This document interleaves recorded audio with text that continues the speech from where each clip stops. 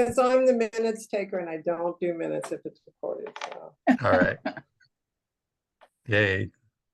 Thank you.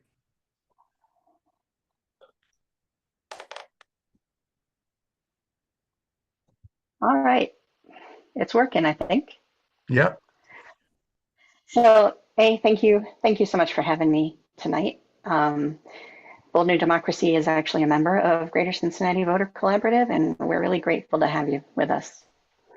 For those of you less familiar with the collaborative, it was formed in 2020 of many civic organizations in the Greater Cincinnati area that wanted to help people get the information they needed to vote safely during COVID-19. That was the first time I think people really became aware of voting drop boxes and the option to avoid the lines and the voting areas in order to prevent contagion. So since then, it now consists of about 25 civic organizations, and our stated goals are working toward 100% voter registration and participation. But honestly, sometimes if we could get 50%, we would be thrilled. Here's a list of some of our partner organizations: ACLU Ohio, the NAACP, Women's City Club. The library has been an active partner, really helpful. Delta Sigma Theta has 2 chapters of alumni who are absolutely like a tiger out there getting people registered to vote. And you're in good company also with the YWCA, the YMCA, Urban League. And recent new members include the School Board School. So probably one of our biggest programs is a free rides to the polls program. And we usually do that for general elections. People can call, text, or visit our website to request a free ride, no strings attached, to vote in the general election. And we also do the return trips, so people aren't stranded at the polls. We don't just drop them off and say, good luck. And we usually advertise this pretty heavily. We're looking to also get some collaboration with Metro moving forward, maybe some ads on the buses, and maybe even a bus with a special route to pick up voters. So far, we've given 165 rides. That's since 2020. And we have currently 65 drivers that are signed up to give rides. Last year, our projects were mainly surrounding a data-driven approach to improving voter engagement. The Hamilton County Board of Elections, and I think probably many of you are very familiar with this, has very detailed precinct level nitty-gritty numbers that you can download anytime from their website for any election. So we looked at registration figures, we looked at turnout figures, we identified elections that were primarily local, that were state level, and that were presidential years. We combined a lot of data together, and we came up with a chart identifying the lowest engagement precincts in the county. You can see part of the chart here. Just as a point of interest, the 2 lowest engagement precincts, you can see one there is actually for 2021, they had less than a 1% turnout. That would be UC, and 13H, I believe, is Xavier. The 2 campuses have the lowest voting turnout rates in the entire county. And here's a little map. All of the lowest engagement precincts were in the city of Cincinnati, which is a little bit lifted off the county there. And the ones in yellow are among the 20 lowest engagement precincts. We got a list, we put them all together, and we figured out where they were on the map. And then all of our partner organizations, we split into 3 work groups. And we targeted, we noticed there were clusters of low engagement precincts. So we targeted East Price Hill, the Cumminsville area. Cumminsville itself is very small, but the surrounding area included some low engagement precincts, as well as Winton Hills and Winton Terrace. And then it was up to the individual work groups to decide how they wanted to tackle improving voter engagement. Meanwhile, while all that was going on, we also created a free voter engagement toolkit, which is a set of digital and print resources for anyone registering voters or otherwise involved in improving voter engagement and participation. We tried to develop things that our member organizations asked for, such as we had a clipboard ready reference sheet that we made that was like a stacked flip up book of easy reference, like what can you use for voter ID? When are the early voting dates? Who is eligible to register? That kind of thing.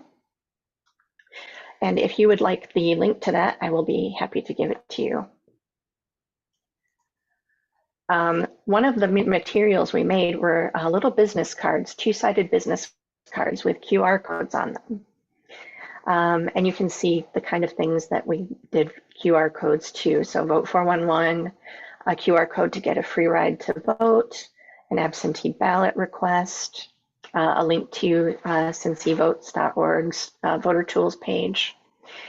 And we also created a document we called Issues and Offices, which addresses about 13 different main issues that motivate voters, and then identified which judicial, local, county, state, and federal offices affect that issue and when they would next be on the ballot. We'd like to help people tie the things they care about to elected offices. We handed about 6,000 of these reference cards out last year. And we're now working on making the toolkit up to date. As you know, voting law in Ohio has recently changed, and we're trying to make everything as evergreen as we can to make updating it less onerous. But of course, some things are just going to change regardless, like voting dates, early voting hours, that kind of thing. Okay, now you see my headline is results. At the end of the election period in 2022, we did an apples to apples comparison of voter turnout. And by apples to apples, I mean the same elected offices on the ballot. So we didn't compare a presidential election to a state election, for instance. And the entire county saw a marked decrease in voter turnout. Possible causes for this aren't really hard to figure out. Economic downturn, gerrymandering, other voting suppression efforts, and then a lot of people are just fatigued. They're fatigued about politics. And a lot of people were really motivated to get involved when Trump was in office, and less so once he was gone. In 2023, we're working with School Board School to raise awareness of school board elections this fall. School boards are obviously a hotbed of issues. I think we all know what those are. And so it'd be great to improve turnout in a local election and school board election year. Typical county turnout for a year like this year for the general election is well below 50%. We're revising our website and our voter engagement toolkit, and we are trying to sign on to participate in a deep listening canvas on why people don't vote. One thing that you could say was a result of our 2022 efforts is that just getting people out there and interacting with others and exhorting them to please get involved, here's a bunch of paper with information on it, that didn't seem to move the needle for us last year. And we're wondering if it would be helpful to ask people more questions about why they don't vote so that we can meet the needs that are currently unmet. And that's Greater Cincinnati Voter Collaborative in a nutshell right now. And I just want to thank you again for being a member and helping us out so much with this important mission. Thank you, Nicole. Sue Ellen, Sure. you raised your hand. Okay, I have two, I think, quick ones. If you would put the link to the toolkit in the chat, I can. and the other question is, on your results, you sort of gave us the overall, but Mhm. I was wondering if there's any way that you can track which Q codes people use to access material on, the variety of things that you have listed there. So yes, it is possible to track QR code usage if you have a paid account from which you're generating the QR codes. So at the time, we did not, but we do now. So moving forward, all of our QR codes are dynamic and trackable, which means dynamic means that if the link that the QR code leads to changes, we can update it. We don't have to make a totally new QR code. And so yes. And just a personal aside, Mhm. I'm not successful at using QR codes, so I've been very Okay. reluctant to try and, encourage others to do so.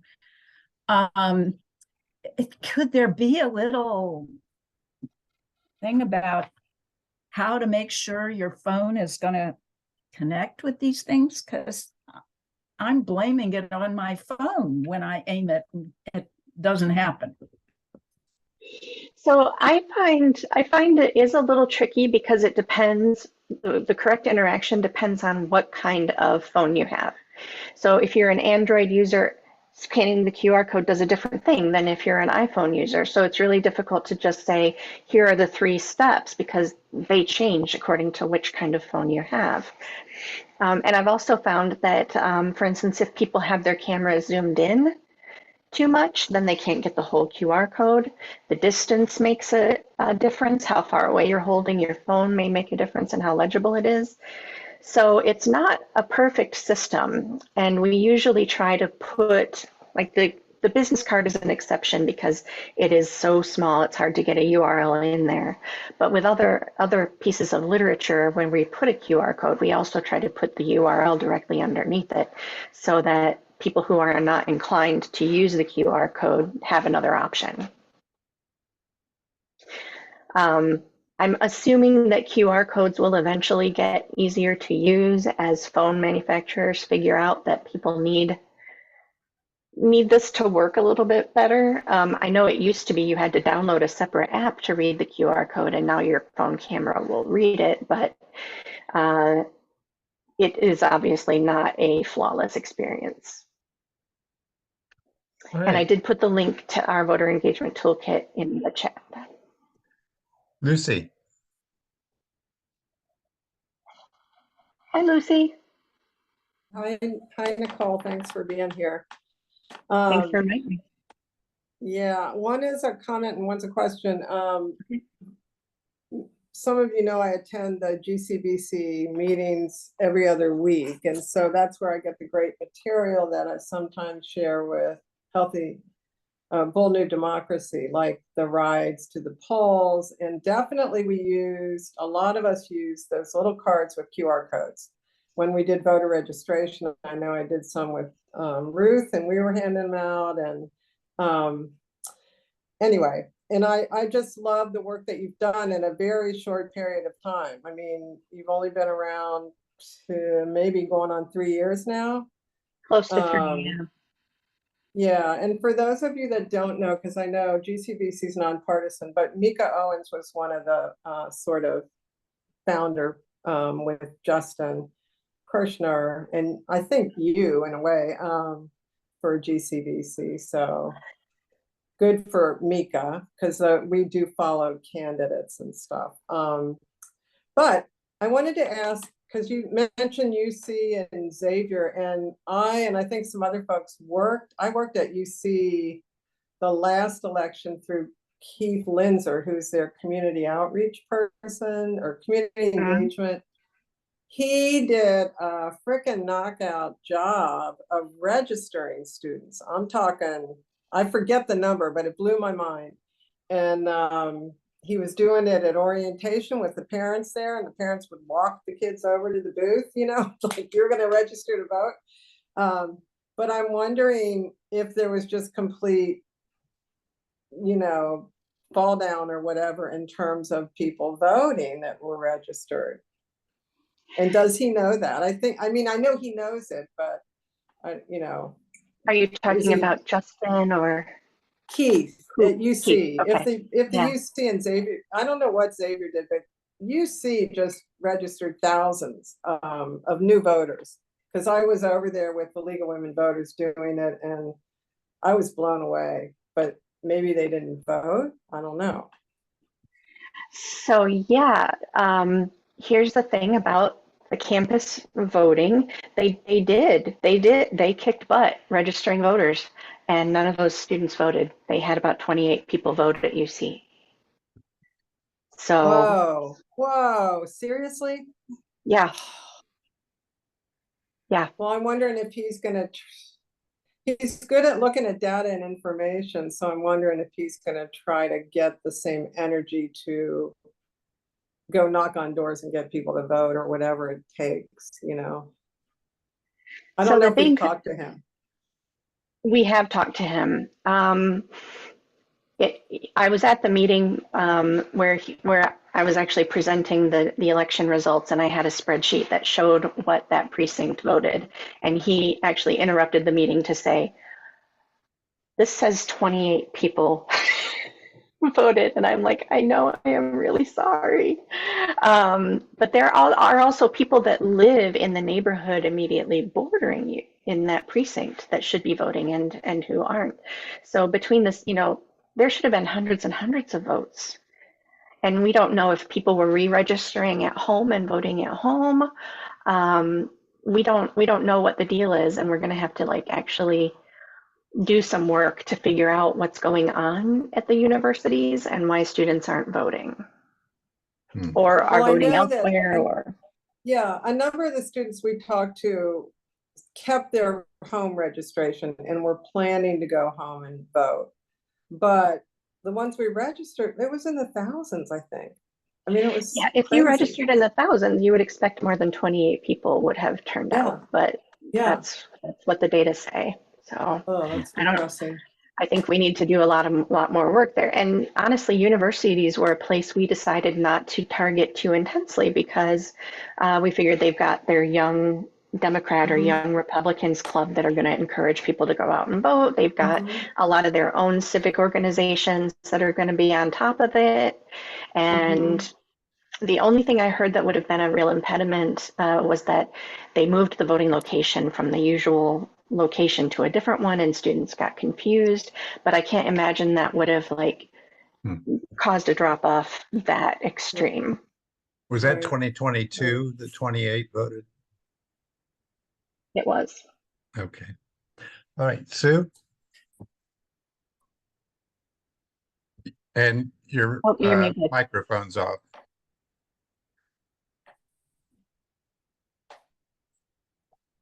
All right.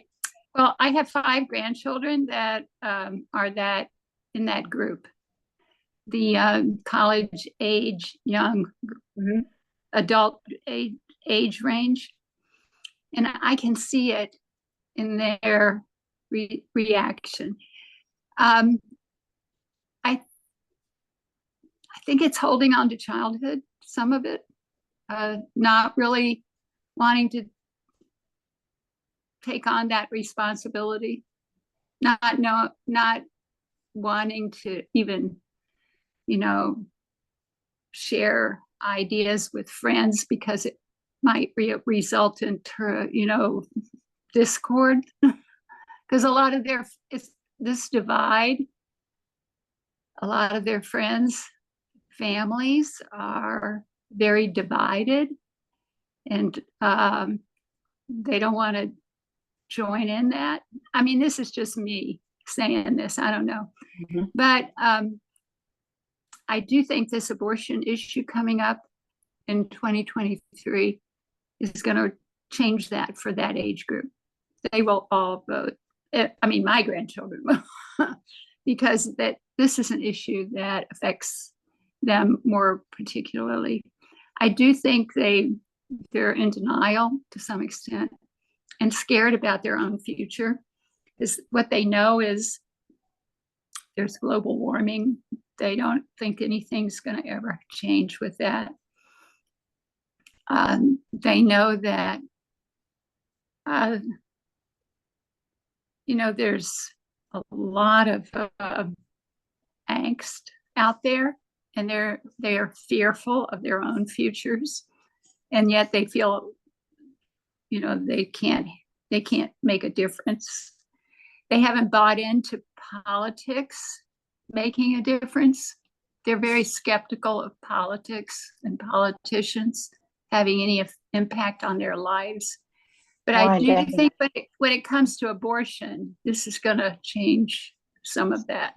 So I think the best approach on the college campuses is to get out there with those petitions, talk to them about, I'm planning to go with a couple of my granddaughters over to UC, talk to them about this issue as a November issue that they have an opportunity to affect and impact.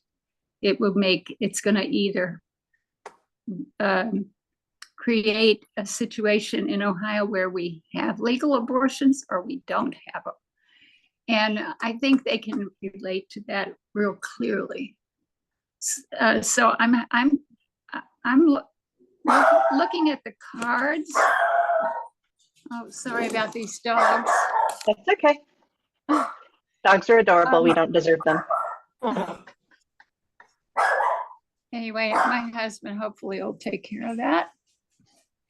And I don't think he even knows I'm on a call. So, anyway, I'm looking at a voter registration over there and taking, cards. When I went to the Urban Artifacts the last couple of Wednesdays and talked to young people there with the petition, there was so much positive response. They all want to sign the petition. Great. Hopefully that means they want to vote too. But now my one granddaughter, she'll go to every single march and parade and carry signs and wear paraphernalia, but then she doesn't vote. So, No. Oh no. I mean, she did vote the last time, but I had to remind her like 5 times because, she's got more important things to do. Yeah. They love the petition. I mean, they love the marches. They love to come out, and, wave the flag, not the flag, but, the protests. They love that. Right. They don't make that connection. All right. Always. Sue Ellen, Thank you. Oh, you're muted. Just a really quick one for Nicole. I signed up, I think it was 2 years ago, to be a driver. Okay. I'm not even sure what year, but anyway, I drove one person. Thank you. I was still, would I still be signed up? I don't know, Good question. what the process is and whether I'll get any connections from there or not. So Justin is the lead on that program, and I believe he told me that he is saving all of the signups from previous years. But I can double check with him and make sure you're still on the list. Okay. Okay. Thanks. Good. Yeah. I And Stu, I wanted to tell you, I'm sorry. go Sorry, ahead. go ahead. No, you can go ahead. Oh, I just wanted to mention that I have a young niece who I was very proud. She's incredibly introverted, but a couple years ago, I think it was in 2021, she called me and she's like, "Aunt Nicole, I think I want to go to a protest. How do I make a sign?" Oh, And I'm great. like, "Ooh, I'm doing it right. I'm doing it right. If somebody's coming to me and saying, "How do I make a protest sign?" then I feel like I'm doing my job as an aunt.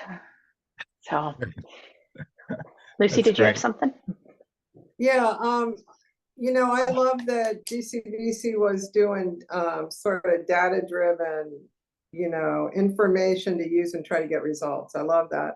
And I know you were in Price Hill and Winton Hills. I was supposed to work in Winton Hills, but I didn't do that much. But and the third area was Cumminsville, maybe. Cumminsville. Anyway, can you talk about what the sort of different interventions were that tried to get voter turnout up? And I thought, Sue Ellen, you might have been involved in the one in Price Hill, but anyway, I'll let Nicole answer. Yeah. So each team was responsible for whatever they wanted to do. The Cumminsville, I know that that one they reached out to. They chose to focus a lot on senior centers because there are a number of very large senior centers in that area. And so they focused on making sure that they had the free ride to vote information, and they actually organized like a little bus to go out there and pick up people and take them to the polls. They have they have a gathering area in some of the community centers, so they were happy to put materials up on their bulletin board. And I believe that we also did a postcard mailing. League of Women Voters donated some postcards and postage and a mailing list that went out to all the women in the area to encourage them to vote. And then in East Price Hill, I'm trying to remember what they did different. I think that one had a lot of library involvement. The library really did a bunch of stuff out there, some events at their branch libraries. And then the Winton Hills, Winton Terrace one, that area is activists are coming to us and saying, we throw thousands of dollars worth of literature and we thousands of hours of volunteer effort, and nothing helps out there. So I think that would be a really good place for us to do a deep listening canvas and with some trusted members of the community to see if we can figure out, what would motivate you to vote. Clearly, it's not lack of information.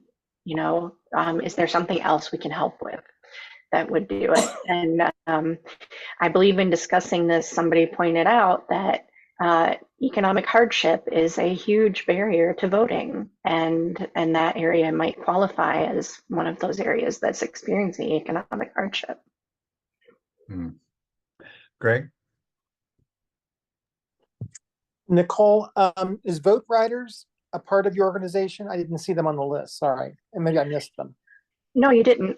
Vote Riders just entered Ohio this month. They have a national organization, but they did not have Ohio staff until last month. Okay. And so, yes, we would very much like to affiliate with Vote Riders. They have given us a bunch of their info cards to hand out. And yes, I would hope that they would join the collaborative. Okay, just one observation from working at the polls the past couple of years. I Mhm. know there's been a lot of emphasis on older folks needing help with IDs, but Yep. my experience has been it's the younger people that really need more help, because a lot of people, like you say, the economic areas, if they don't drive, they won't have a driver's license. If they can't afford to drive and Right. get a car and pay for insurance, they won't have a driver's license. So we need to approach those areas differently and help the younger people get their free ID with the state so that they can vote, because a lot of the stuff that they were using for IDs, like they usually all have jobs like McDonald's or something like that. So they have a bank account. I mean, those IDs won't work anymore. So we need to help No, them. they won't. Yeah. And I'm right with you on that. I've been a voting location manager for a 4-precinct voting location for several years now.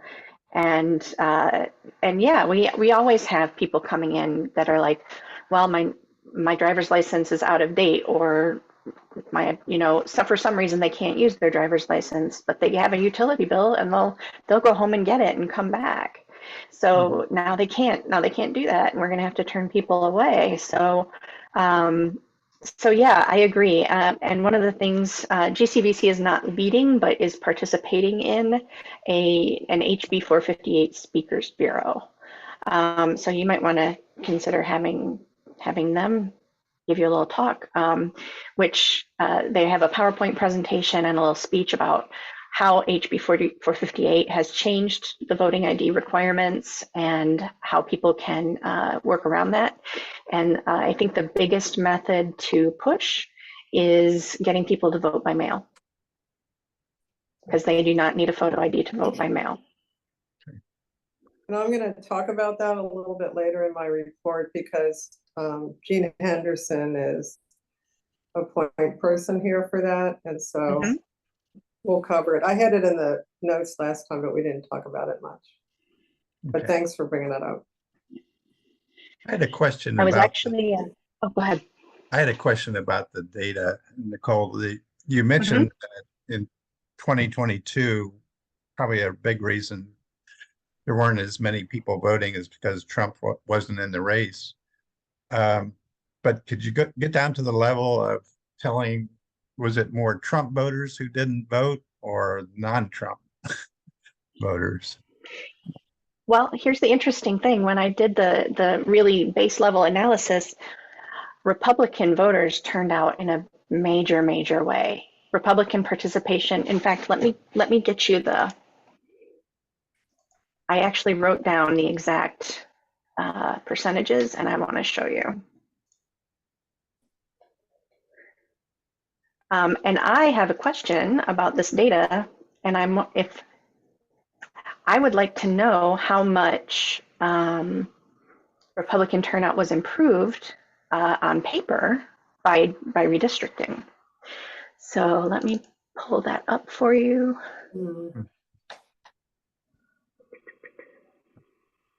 I did a little report on this.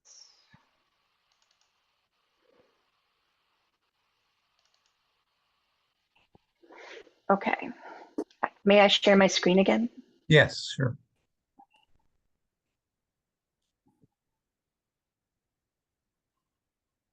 All right. So I did this little PDF. Hamilton County voter turnout was 51.51%, down from 57% in the apples to apples election. And then only 32 out of the 562 county precincts saw an increase in voter turnout.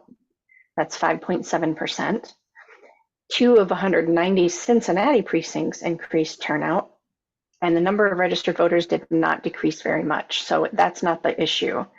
However, in the race for governor, the number of those voting Democrat decreased by 34,000 compared to 2018, and the number of those voting Republican increased by 7,000. And here's the thing that was really puzzling me. 45 of 562 county precincts increased their number of Democratic votes, but 374 of 562 precincts increased the number of Republican votes for governor.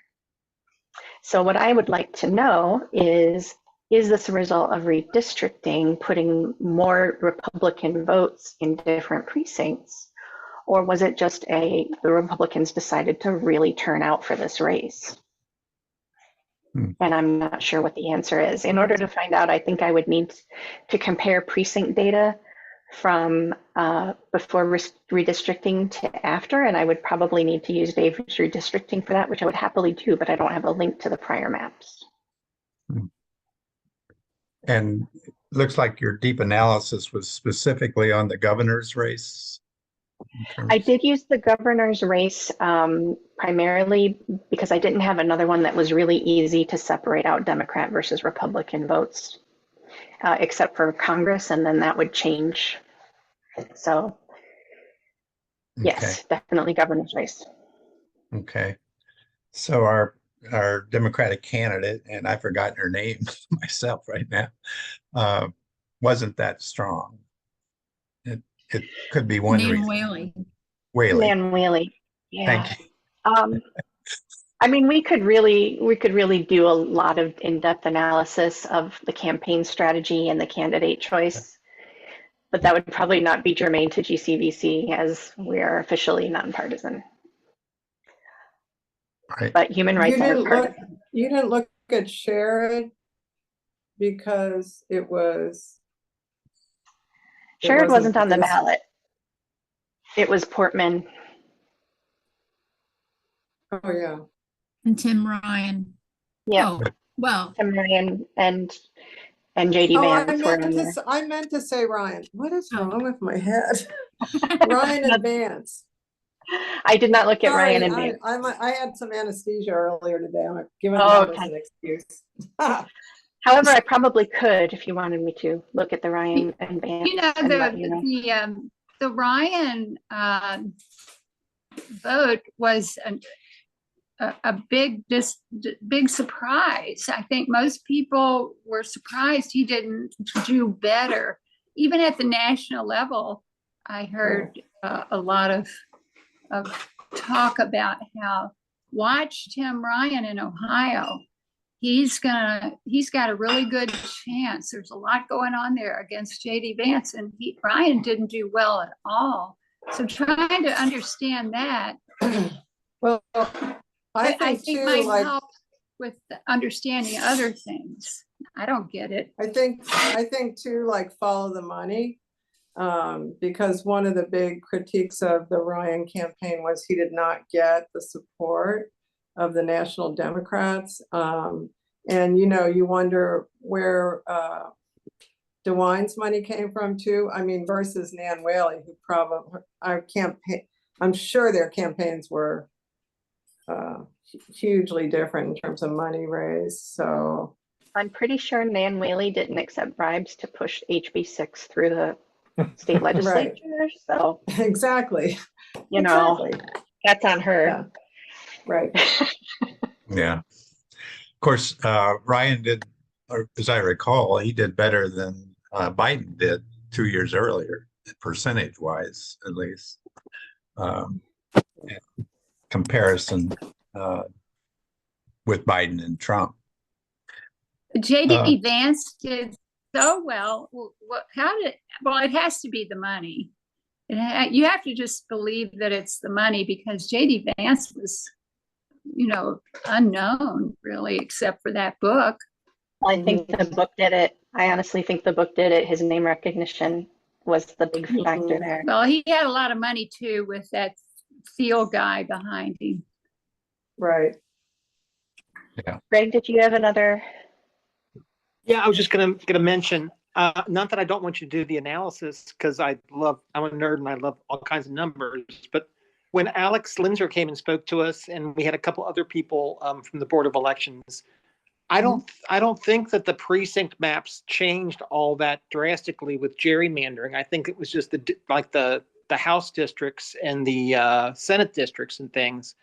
So I don't know if the change in gerrymandering for precincts is going to be your answer. I don't think they really packed the precincts differently, but I don't think so either. That is my impression, was that the precinct boundaries really didn't change that much, but I didn't want to assume without looking. All right. All right. Are there any other questions? All right. Nicole, thank Can I you make very a comment? much. Yes. Please. Go ahead, Ruth. Hey, I really think young people are in a big angst and they don't even know why. I mean, I hardly know why and I think it's climate change. And I also think I don't remember who said this, young people, when they're trying to become adults and separate from their parents and keep their friends, they are not going to do things that rock the boat. So those are two big reasons. I just want to emphasize that. And then when I did walk and knock doors, what I thought helped, what made me feel better, was when I asked the person that I was talking to first what their concerns were. Now, I did say the concerns with an S. Usually I only listened to one, and then I said back what I wanted, but they got a chance to speak. They had a place at the table rather than just me going in and saying, well, here I am, and this is what blah, blah, blah. So those are just some some side things. And at practice, what did somebody say? I just love the idea that, doctors practice, nurses practice, professional athletes, they practice. We're in practice mode here, and we will get better at it, whether it's QR codes, which I am not better at. I always blame my phone, but I know that I will get better because other things have changed with practice, and I didn't even notice it. All of a sudden it was like, oh, I'm not so nervous doing that anymore. Isn't that wonderful? So that's just something. And let me just say, Nicole, thank you very much for taking your time and being here with us. Oh, the pleasure's all mine. Thank you. Thank you. By the way, I think we're Facebook friends. And if you ever want to do like a Zoom to talk about QR codes, just message me. Okay. Okay. Okay. Thank There you. we go. Thank you. I'm not very, yes, thank you. However, I just All usually right. present on Facebook what I believe in or what I think, and I'm not too good at back and forth. I just want to, and thank you. But Sue Ellen and I are going to learn because we're both at East Price Hill. And she's going to help me practice. All right, Nicole, thanks once again, and you're welcome to stay Thank with you. us if you like. It was good. Yeah, I'll sit in on the rest of the meeting if you don't mind. That's fine, Sure. and you can join us anytime you like. It would be great. Okay, I'm going to go ahead and stop the recording right now. Let's see.